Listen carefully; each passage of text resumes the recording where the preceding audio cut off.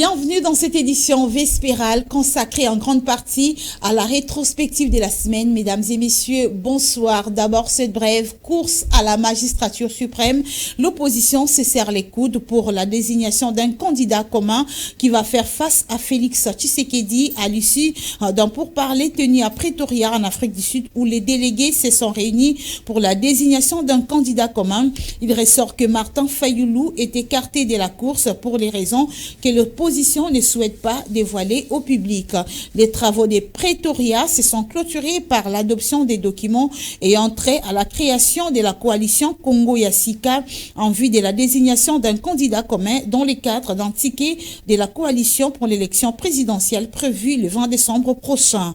Au cours des travaux, les 4 délégués ont élaboré et adopté les documents suivants: la déclaration d'engagement des leaders, le programme commun de la coalition, les critériums de désignation du candidat commun de la coalition. Les 4 représentants des candidats, dont Olivier Kamitatou pour Moïse Katumbi, Jean-Pierre Mouongo pour Deli Sesanga, Christian Liongo pour Denis Mukwege et enfin Franklin Chamala pour Matata Pogno, vont poursuivre les travaux à Kinshasa pour enfin désigner les candidats qui va affronter Félix Tshisekedi malgré les lancements de la campagne électorale déjà pour ce dimanche 19 novembre. Dossier à suivre. Fiabilité du fichier électoral, campagne électorale et enfin les électeurs fictifs, invention des électeurs fictifs. Félix Tshisekedi parle des revendications de trop faites par l'opposition. Les candidats à sa propre succession restent plutôt soucieux de la population de l'Est qui ne pourra pas participer à ce scrutin suite à la situation d'insécurité dans cette partie de la République démocratique du Congo. Suivez Félix Tshisekedi dans cet extrait choisi par Elvis Meti et Torres Atibo. Dans quel but inventerait-on des électeurs fictifs? Dans quel but? Je ne comprends pas très bien quelle est la revendication de l'opposition. Pour moi, c'est un débat d'opposants, de gens qui ne sont sûrement pas prêts à aller aux élections, parce qu'à plusieurs reprises, ils ont demandé le report de ces élections. Ils ont demandé un dialogue alors qu'il n'y a pas de crise politique que je sache dans le pays. Et je ne comprends pas très bien quelle est la revendication dans ce sens de l'opposition. Et en plus, la CENI a organisé un audit du fichier avec des personnalités venues de tout bord, des personnalités crédibles dont la réputation n'est pas à remettre en cause, la probité n'est pas à remettre en cause. Malheureusement, pour Rutshuru et pour le Massissi, je ne crois pas que ça pourra se faire. Mais qu'à cela ne tienne, nous allons continuer nos efforts pour libérer ces localités, ramener nos compatriotes dans leur localité d'origine et imposer cette paix. Mais en même temps, il y a le processus électoral qu'il faut continuer et amener à son terme. Et dans un entretien accordé à la France 24 et RFI, le président de la République, Félix Tshisekedi, a décliné la responsabilité à la CENI qui a le monopole d'organiser les élections en République démocratique du Congo pour parler du glissement ou si cela est possible et a rassuré que le gouvernement de la République a mis tous les moyens de financement pour assurer plutôt le processus électoral. Suivez-le dans cet extrait choisi par Alain Goma. Je crois que c'est plutôt à lui qu'il faut poser la question, mais à ce stade, nous, le gouvernement, nous n'avons encore reçu aucune indication selon laquelle il n'y aurait pas d'élection. Donc tout porte à croire que ça va se passer le 20, et j'en veux pour preuve encore sa dernière déclaration, lorsque tous les candidats ont répondu à l'invitation de la CENI pour signer le code de bonne conduite et avoir faire les derniers réglages, on va dire, pour ces élections. Donc, jusque-là, il n'y a pas de problème. Maintenant, ce qui reste à faire, évidemment, les 300 millions, il ne faut pas penser qu'ils viendront du coup. Donc, c'est étalé jusqu'à la période électorale. Et en ce moment, ce que je sais, c'est que le gouvernement est attelé à des discussions, en tout cas avec la CENI, pour trouver les voies et moyens d'y parvenir. Mais il n'y a pas d'inquiétude de ce côté-là, nous trouvons la solution. Lancement de la campagne électorale, les candidats doivent déjà serrer la ceinture puisque le décollage c'est déjà pour ce dimanche 19 novembre selon la commission électorale nationale indépendante qui l'a confirmé dans un communiqué le vendredi pour la clôture également qui est prévue le 18 décembre prochain. Déborah Petit pour plus de détails.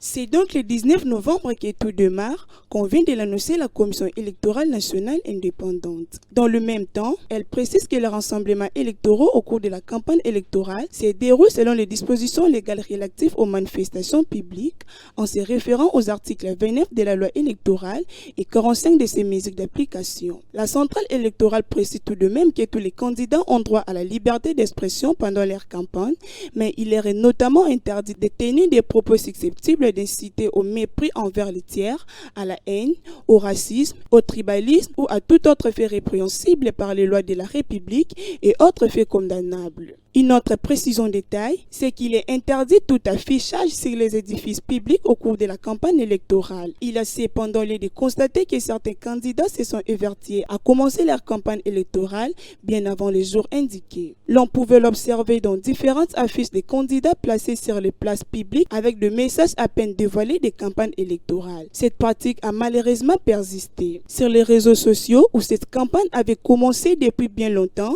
aucune mesure n'a été prise pour l'empêcher. Le cadre des concertations entre la CENI et les 26 candidats à la présidentielle de la République démocratique du Congo a vécu le lundi 13 novembre 2023. Ces assises organisées par la CENI en prélude des élections prévues le 20 décembre prochain se sont tenues en bonne et due forme selon le président de la centrale électorale. C'était dans la salle majorité Congo de l'hôtel Hilton à Kinshasa. Images et commentaires Torres Atibou Rit Dinanzei. En présence de membres du bureau et ceux de la plénière de la CENI, ainsi que des invités et de médias, le numéro 1 de la centrale électorale a loué l'engagement qu'ils ont pris chacun à faire acte de candidature. Lors de ces assises, plusieurs questions ont été abordées dont la décrispation politique, la crédibilité du processus et sa fiabilité. En réponse, Denis Kadima a rassuré la tenue des élections dans le délai imparti par la Constitution congolaise avant de promettre de récupérer les zones à tension dès le retour de la paix. Mais aussi, il a imploré le pardon pour tous les candidats de l'opposition qui ont, en longueur de journée, diabolisé le processus électoral en cours. Nombreux dans l'opposition, présents ici dans la salle, ont diabolisé la CENI, mais j'ai dit comme Jésus, Père, pardonne leurs péchés, ils ne savent pas ce qu'ils font, a-t-il prié. Faisant part des activités récemment achevées et celles en cours de réalisation, il a rappelé depuis le 23 octobre dernier que la CENI a ouvert la période des accréditations des observateurs, des témoins de partis politiques et de journalistes jusqu'à 2 semaines du scrutin. Les candidats présidents de la République ont suivi tour à tour avec une attention particulière les exposés des experts de la CENI sur les questions spécifiques. À l'issue de la cérémonie, la CENI a mis à la disposition de 26 candidats la liste physique provisoire des électeurs et l'atlas sur la cartographie de bureaux de vote.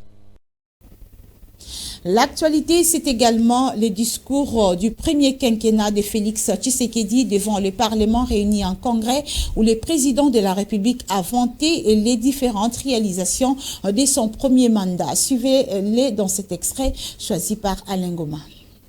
Concernant le bon fonctionnement des écoles, 3 actions d'envergure menées méritent d'être signalées. D'abord, le réajustement des frais de fonctionnement des écoles primaires qui ont conduit à une augmentation faisant passer de 45 000 francs congolais à 200 000 francs congolais pour les écoles de 1 à 11 classes, soit une augmentation de 344%. 420 190 francs congolais pour les écoles de 12 à 18 classes, soit une augmentation de 834%. L'octroi de 10 millions de francs congolais comme frais de fonctionnement à chaque école officielle de référence. Et enfin, l'extension de la gratuité aux écoles primaires consulaires par l'octroi de 7 millions de francs congolais comme frais de fonctionnement. La mise en œuvre effective de la gratuité durant ce quinquennat a permis de récupérer plus de 5 millions d'élèves en âge de scolarité, autrefois exclus du système scolaire faute de moyens financiers.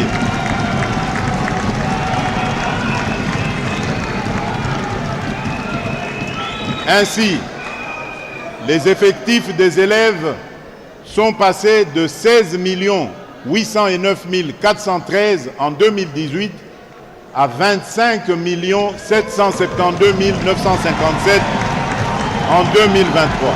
Ce qui prouve que la mise en œuvre de la gratuité est incontestablement un grand succès. Cette augmentation exponentielle des élèves a fait passer le nombre d'écoles payées durant ce quinquennat de 41 739 à 65 532, soit un accroissement de 57% d'écoles. Ces effets positifs et salutaires ont créé de nouveaux besoins qui ont conduit le gouvernement de la République, à travers le ministère de l'EPST, à mener des actions pour les rencontrer. Il s'agit notamment de la construction de 1041 écoles par le gouvernement de la République et de 175 autres avec l'aide des partenaires techniques et financiers. Il s'agit également de la construction de 1230 nouvelles écoles dans le cadre du programme de développement des 145 territoires. Il faut également noter que les regroupements politiques Action Audible pour la bonne gouvernance AABG en sigle a pris part au congrès tenu au Palais du Peuple. Une forte délégation conduite par Albert Ilunga, cadre de ces regroupements, est venue soutenir Félix Tshisekedi dans son dernier discours de son premier quinquennat. Suivez les détails dans ce reportage. Le président de la République, Félix-Antoine Tshisekedi Tshilombo, n'a pas dérogé à la règle.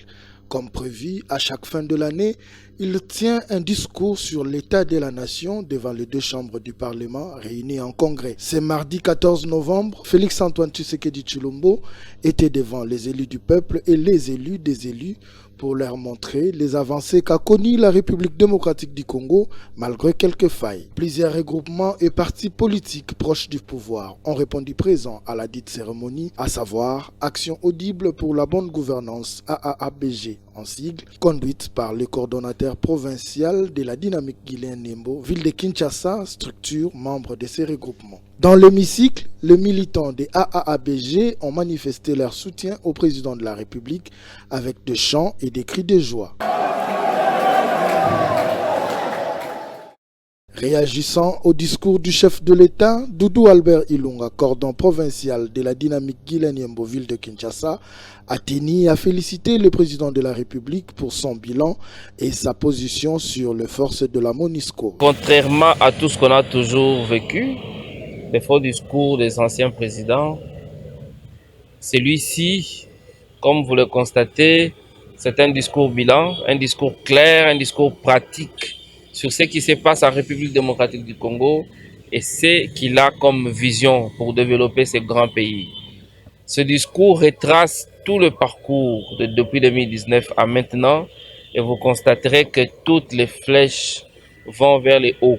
Ce discours nous renforce, nous donne encore le courage de le soutenir davantage parce que c'est tout simplement une manifestation de volonté, d'amour pour ce grand pays. Il y a donc moyen d'espérer et de lui accorder un second mandat pour que ce pays décolle comme tout le monde le souhaite. Il a décrié, il n'a pas tardé, ce n'est pas qu'aujourd'hui qu'il a parlé de ça. Nos forces armées sont capables de faire tout le travail qui s'est fait à l'Est du Congo. Nous avons recouru à d'autres parce qu'on pensait que c'était aussi nécessaire, parce que nous sommes dans une communauté des États membres qui peuvent nous assister, mais nous constatons tout simplement non seulement qu'il n'y a pas un accompagnement que nous souhaitons avoir, ce qui impacte négativement la paix à l'est du pays. Il s'y est de signaler que malgré cette pluie qui s'est abattue sur la ville de Kinshasa, les militants des AAABG sont restés au Palais du Peuple sous la pluie pour soutenir le chef de l'État. Dans le cadre de la sensibilisation de base, les candidats Junior Kalonji Senga a rencontré la population de Mongafula. Il les a sensibilisés à retenir le numéro 231 pour la commune de Mongafula, où il est candidat député provincial. Détail dans cet élément de Christian Kabouya. C'est dans une ambiance de joie que Junior Kalonji Senga a foulé les pieds de la commune de Mongafula, sa base. Le numéro 231, natif du terroir, a été accueilli avec satisfaction.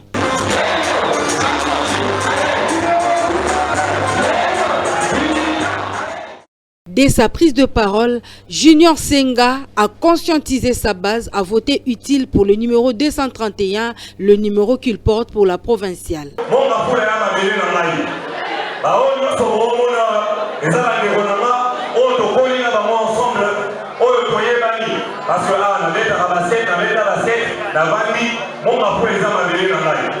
Mais autre chose, dans un candidat député, je suis indépendant.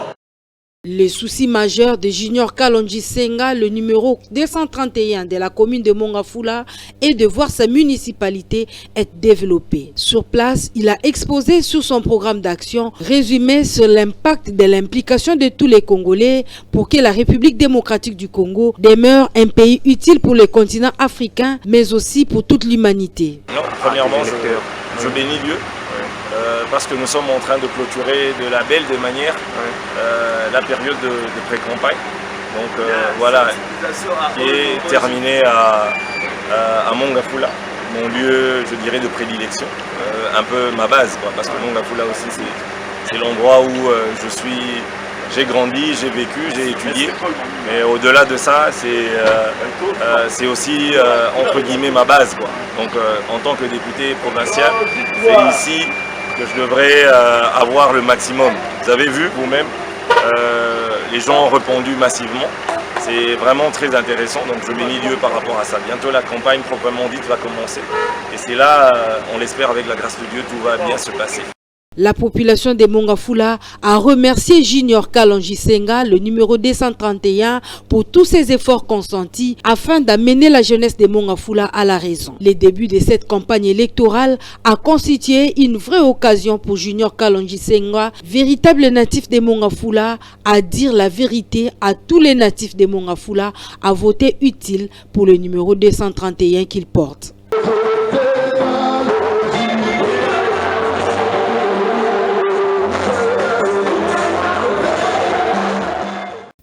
Et Junior Kalonji, candidat numéro 201 à la députation nationale de la circonscription électorale de la Lukunga et 231 pour la provinciale de la commune de Mongafula, affie déjà ses armes pour la campagne électorale. Junior Kalonji a échangé avec sa base de Delvaux, Lalou et également de l'UPN. C'est un élément réalisé par Christian Kabouya et Ruth Dinozei. Il est quasiment rare dans les médias, mais cette fois-ci, il apparaît pour un but ultime, l'encadrement de la jeunesse ainsi que la République démocratique du Congo. Voilà les leitmotivs du candidat compétent du district de la Lukunga, le numéro 801, Junior Kalonji Senga. Cette descente justifie la détermination du candidat le plus compétent du district de la Lukunga, le numéro 801, qui a jugé opportun de redynamiser sa base à travers quelques conseils et instructions. Bamoni cop na bango eza politique. Kuna nde baliaka bien. Yango nde ba changer. Azalaki mobutiste, akomi kabiliste, lelo yokoma tshisekediste. Poleka kutu na ba tshisekediste ya kala. Mais biso wana tosa ni tomona bango. Après akoya pe liboso na bino, asengi bino voix, bolati pe polo na ye. Non, ne faisons pas ça. Sinon on est coupable et à participer na koboma mboka na biso ya Congo. Du quartier Delvaux au quartier Upen, Junior Kalonji Senga, le numéro 801 de la Lukunga, partout où il est passé, a prêché le développement de la jeunesse, mais également l'implication de tous les Congolais, particulièrement ceux du district de la Lukunga, au développement de la République démocratique du Congo. Apprenons, il y a qu'à demander par contre à dirigeants Nabiso. Dirigeants, oh yaza élevé, aza mongamba ya peuple. C'est ça même le sens de la démocratie. Le pouvoir pour le peuple et par le peuple. Mais bisopé, toza maele. Quelquefois, to votarabatu pona lipa, pona polo, pona nyoso. Et alors que la biloko est important, koleka ezali. Le dirigeant, tozo prôner un leadership serviteur. Ça veut dire, oyo atombwami, il faut azala mongamba ya peuple. Rappelons que Junior Kalonji Senga, le numéro 801 pour le district de la Lukunga, est aussi candidat provincial pour la commune de Mongafula. Il porte le numéro 231. Et le parti politique alternatif pour le Congo, ACRDC, a organisé le dimanche le deuxième séminaire pour les témoins. Occasion pour le président national de ce parti de soutenir la candidature de Félix Tshisekedi à la présidentielle. Président national, Maître Michel Omba, a également présenté les candidats retenus pour la députation nationale et également provinciale de la circonscription électorale de la Tchango. Détail dans cet élément de Torres Satibo. Plus rien, alors rien n'empêche le parti politique ACRDC d'affronter les élections de décembre 2023, car toutes les batteries sont déjà mises en place pour prendre part à cette grande bataille.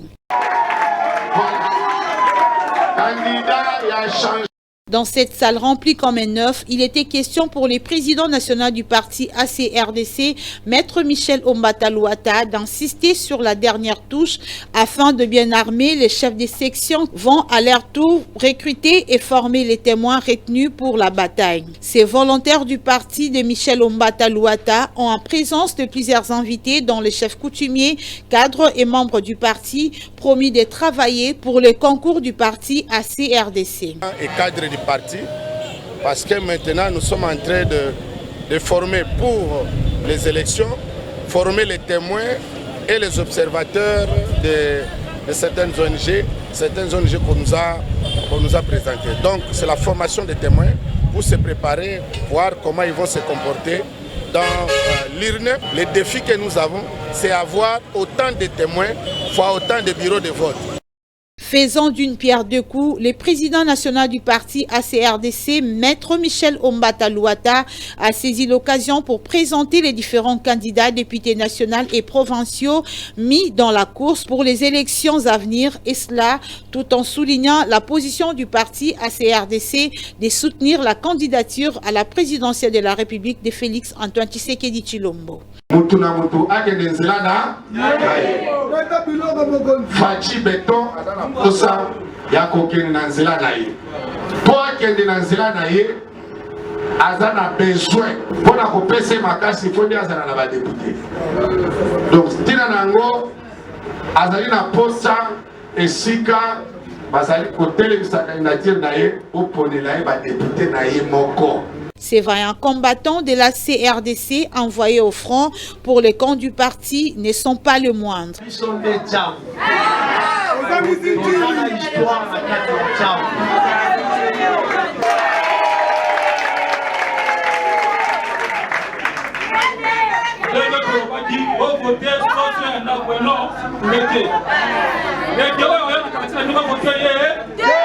Avec aucun doute, il faut savoir que le parti qui prône le bien-être des Congolais est déjà prêt pour affronter la bataille électorale de décembre 2023.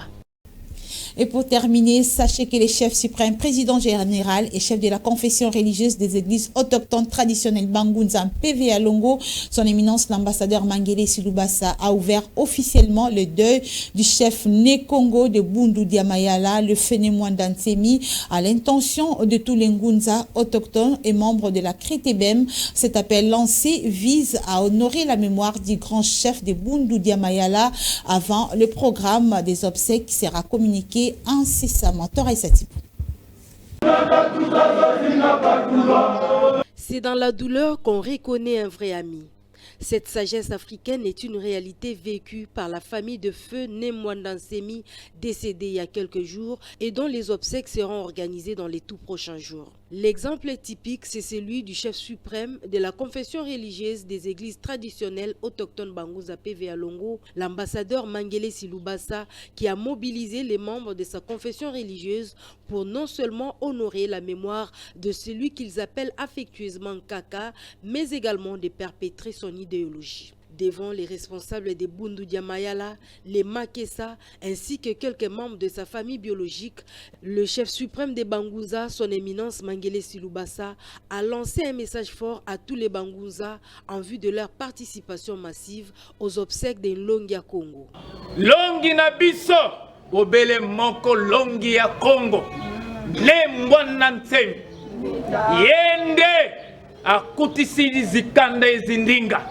Asangisi biso na Afrika, atei biso, tango nyonso, ngunza tokotombola ye, tokopesa nzela. Yango mokolo lelo, tofongoli nde mayangani, kobanda mokolo lelo, bilongo nyonso, bavuka nyonso, oyo babengami, porte fungwami pona biso na confession religieuse, toya kokumisa mokonzi na biso.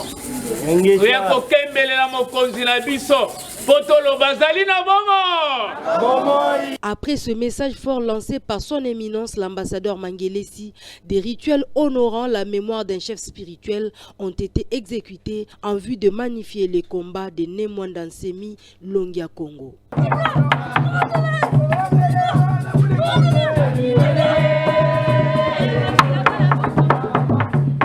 Tous les responsables des églises de la Crétébem sont donc conviés à venir massivement au siège de Bundu Diamayala pour magnifier la mémoire de celui qu'ils considèrent rassembleur des tribus et des langues africaines, surnommé Longia Congo.